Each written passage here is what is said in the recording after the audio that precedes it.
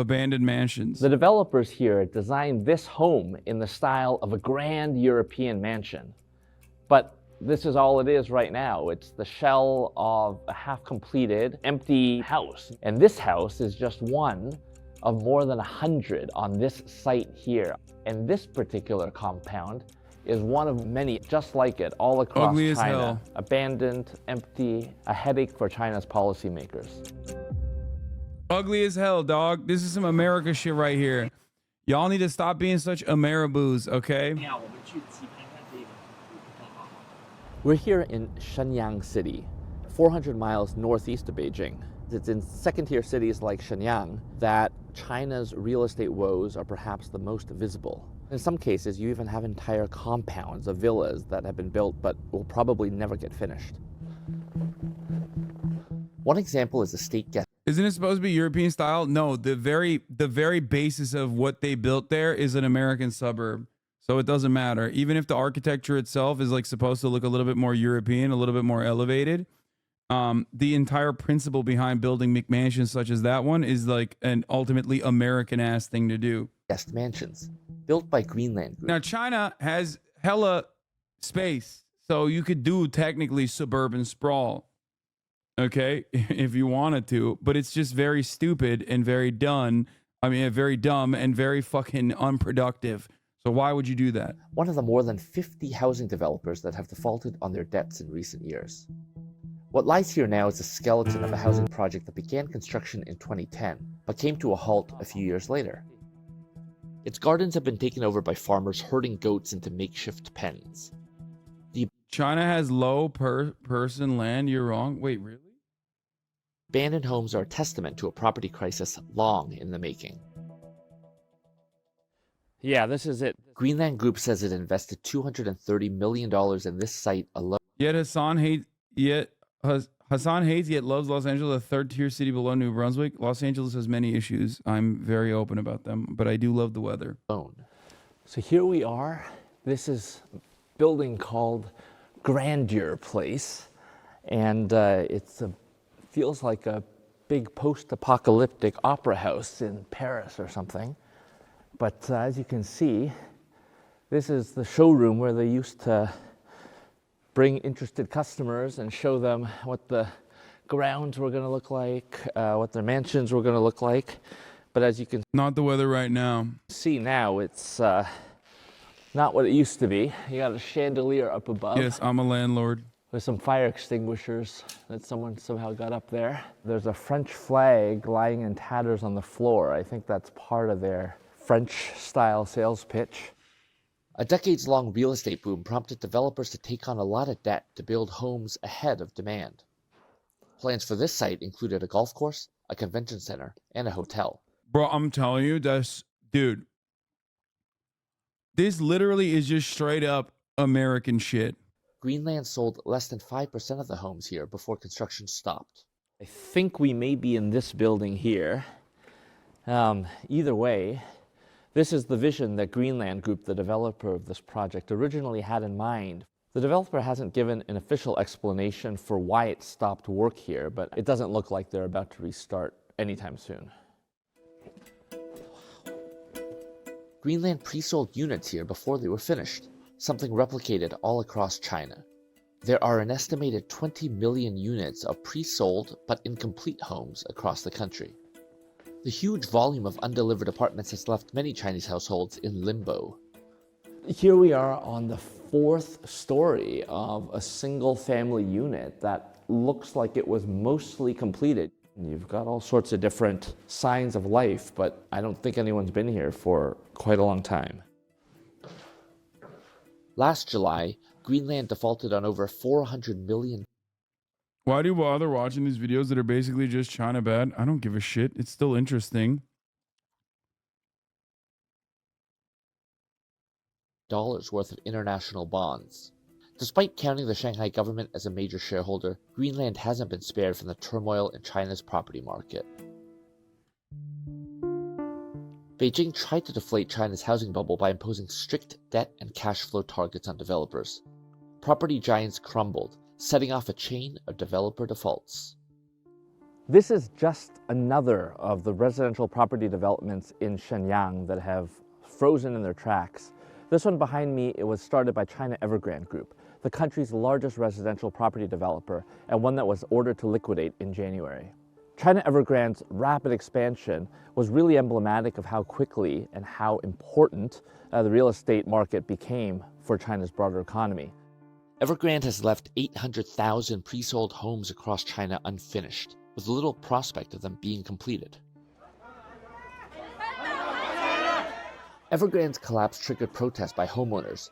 I wonder if they'll like cover the Chinese government's actions against Evergrande. Furious that units they had started paying mortgages for weren't being finished. And all signs indicate things will only get worse. Sales of newly built homes fell 6% in 2023, returning to levels unseen since 2016. And sales are expected to fall further in 2024. We have to reverse back to say, do they really care about international investors? Do they really care about the stock market? I mean, let's ask that dangerous question, because the thing is that coming from the West, particularly the US, where the stock market is so tied up with consumer confidence, it's so tied up with the concept of wealth effect, it is one of the many focuses, the prime focuses of the Federal Reserve. You're absolutely correct. I swear to God, there is no position, regardless of your actual position, that Chad will not criticize you for Lamau. Yes.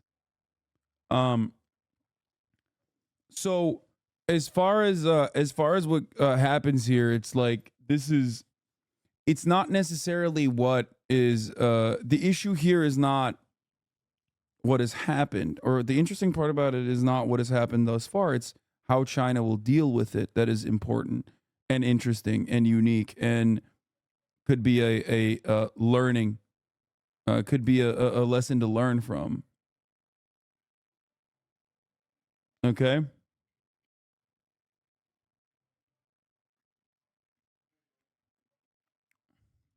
And the whole of the sort of system, if you like, in China, companies don't need capital they're getting their capital from cash flows. They're getting their capital, from the sort of the private side. So the stock market doesn't provide the same sort of service in China that it does. Now, it will do. I think the key here is it will do. The people. For political stability, you need the people to think that they can be aspirational and to be able to increase their net worth and then to then consume if you're trying to shift into a consumer-driven economy. You need there to be an acceleration of equity markets. You need property values to increase. It doesn't have to be exponential and, up and to the right. But don't you need that to happen? And that international investment helps that along. Well, I think this is the central dilemma, is that the West... You need it, dude. Basically, has spent years assuming that China was just another emerging market, and it was going to do exactly the same, and it was going to drive everything with lots of borrowing and lots of leverage, and the sort of the Wall Street and the, if you like, the Washington consensus. What Xi told us 2 years ago was that's not what they're going to do. They're not going to privatize and create a whole lot of monopolies, which will allow massive rent extraction and very attractive profitability for corporates that we can all invest in. They don't see that as the role of the stock market or the state. The state is there to provide, as it said, common prosperity. And we have to... Yeah. Tinker, China's still in a bear market? More like Tinker, China shill. Except that there are private companies that will make private profits that we can invest in, and we need to focus on those, and that the consumer should not be going out and leveraging themselves up 10 times over in order to drive some sort of headline GDP growth. That's not what they're focusing on. I think we need to look at the thing about China. They tell us what they're going to do. They told us 2 years ago that they were going to deflate the bubble in the housing market, not in the market, but in the developers. But we kept on buying the stocks in the developers. We kept on buying their overseas debt. And then we turned around and said, how's China done this to us? It needs to support this sector. And we know it works in the West. The politicians say, OK, yeah, we'll put lots of public money in to bail out the follies of the private investor. But in China, they basically said, well, we told you this was going to go. You're down 95%, sorry. But it's not that we're doing it deliberately against you, but we were just, we told you what our priorities are. So I think there is value in China, but I think we have to understand that they're not following our script.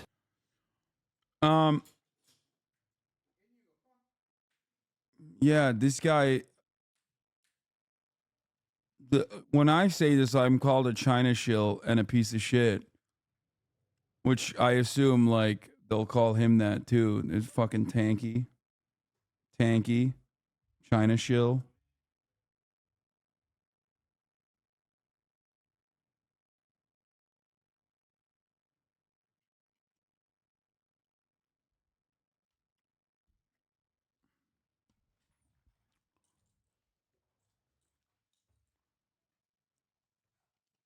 Yeah, typical fucking tanky. That's Wall Street tanky. I mean, Cenk Uygur is a tanky. If he is, then who isn't? You know what I mean?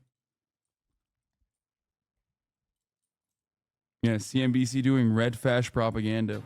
And I think that that's where we've been missing, I think. And their growth is coming from other places. And they're going to grow their financial sector as a pension and a saving system, not a speculation and effectively selling it off to overseas investors like other emerging markets have been forced to do system. Anyway, interesting to see. In 2025, Evergrande and Greenland Group did not respond to requests for comment on the status of the unfinished homes. For many people in China, buying property was long seen as one of the most reliable ways to invest your money. But seeing properties like this spread all over the country has made people think twice.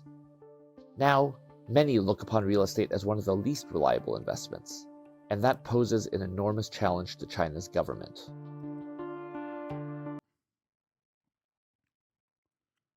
It's crazy because the most pro-China people are still barely neutral and still lean towards anti-China.